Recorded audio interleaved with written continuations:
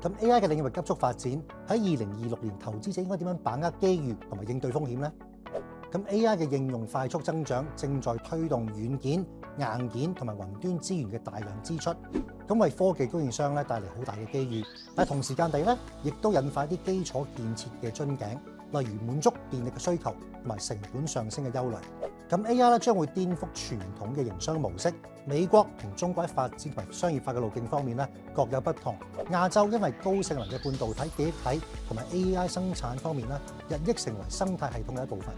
咁而家咧喺唔同嘅調查當中咧，都顯示 AI 採用率繼續上升。隨住新功能不斷咁樣推出咧，喺呢一方面嘅趨勢咧有望延續。